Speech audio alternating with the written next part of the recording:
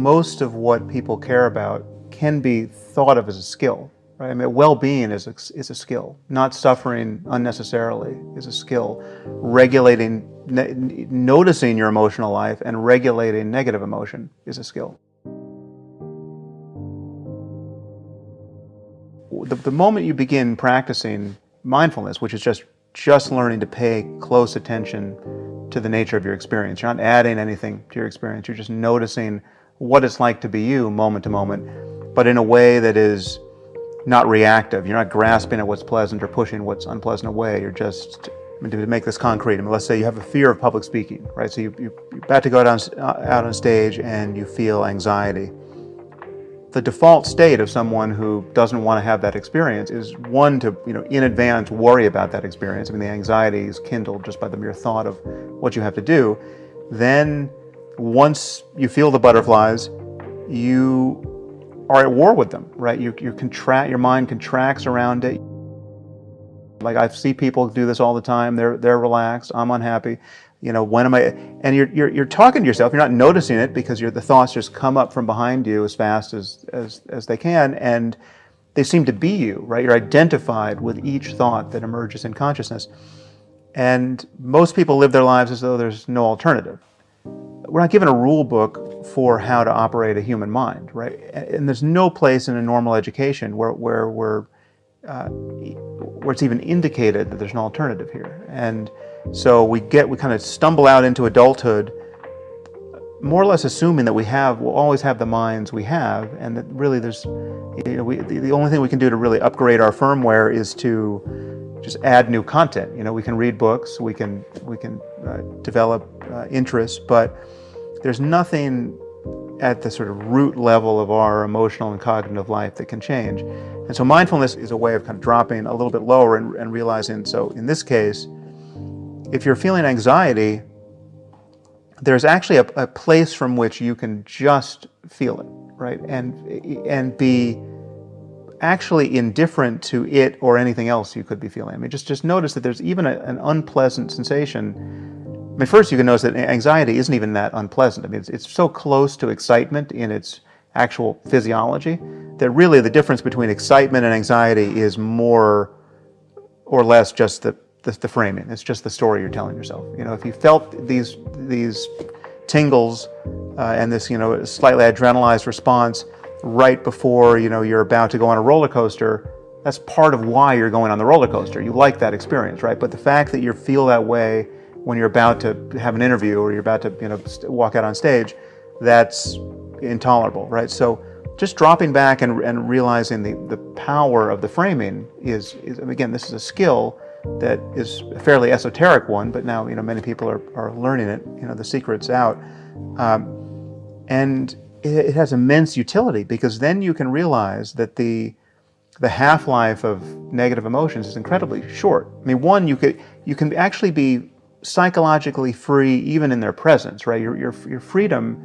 and your well-being isn't even predicated on getting rid of the physiology, right? Like it can still be there, but if you're not continually thinking about all the reasons why you should be anxious, the physiology dissipates very, very quickly. And that's true for anger, it's true for anything that is classically negative.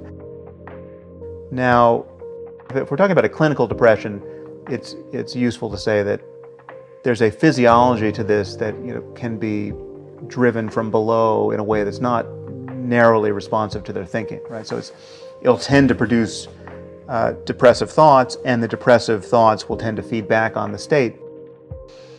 And everything else that is good to do that people sort of lose their commitment to doing at the worst possible time should be done. I mean, you have to sort of get behind yourself and push to exercise and to socialize and to do things that you may not want to do because those are good for you and help can break you out of it. But the normal range of psychological suffering, not clinical depression, but just feeling like life sucks and you're a failure and there's nothing, it's like you're stuck. That is a story of telling yourself a story. You're thinking, and you can either become more and more mindful of that and interrupt that more and more, and it should be you can reframe this continually and tell yourself a better story. Right? You can actually just engineer, you can change the code that you're running moment to moment. And I mean, just a very simple one, which I use, and I actually recently recorded this in a lesson on the app. Just gratitude, just thinking. This is actually, this particular maneuver is, I believe, comes from Stoic philosophy. I didn't actually get it from Stoic philosophy, but this sort of use of negative imagination, where you think of all of the bad things that haven't happened to you. Right. So if you're just, if you're stuck in traffic, driving to the job that you don't like, and you're frustrated, you can think of all the things that could happen to you, right, that haven't.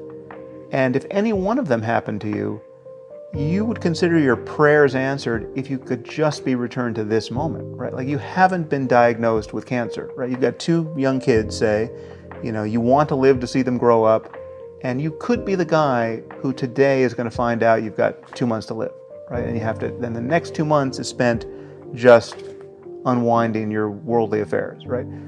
You're not that guy, right? That hasn't happened to you yet. That's just more thinking, but it can have a profound effect. You can reframe your experience in a way that doesn't actually change anything material about your circumstance, and it can let the light in. The generic situation we want to find ourselves in more and more is to effortlessly cooperate with creative and happy strangers, right? I mean, there's 7 billion of us. We need institutions and laws and norms and ways of thinking that take the friction out of pleasurable and non-paranoid interaction with strangers. I mean, it's not just about having 5 or so close friends who have your back, right? I mean, clearly we're all on the same team on some basic level, and if we can't figure out how to build a civilization where everyone thrives to some degree, we'll have the world we currently have until it becomes unsustainable. And because we're in a situation now where I think it's reasonable to worry that our default state of partisanship and tribalism and rational fear of the incompatible aims of other groups and other people is unsustainable in the presence of more and more destructive technology. I think we have to get our act together psychologically and socially in a way that we haven't yet. It may be useful to have a slightly delusional, self-serving bias, right? To think you're coming off better than you are. Like, it may give you more enthusiasm for your life and more confidence. But anything that's too out of register is just delusion, right? And other people notice, and other people treat you like somebody who's just not tracking reality. And so I think we want our beliefs to be true in some basic sense. And therefore, we want to be open to new evidence and better arguments perpetually, right? Because if you close yourself off, if you say, well, listen, I'm done thinking about reality, and I know what's true, then again, when more data comes in, when something's surprising, when one of your intuitions proves to be faulty, if you can't error correct, again, you're just going to fall out of alignment with what's going on in the world and what other people think is true as well. So really the only mechanism we have to do that is human conversation. Right? We have to be open to having other people point out errors in our thinking, and in the conversation we have with ourselves, we have to do likewise.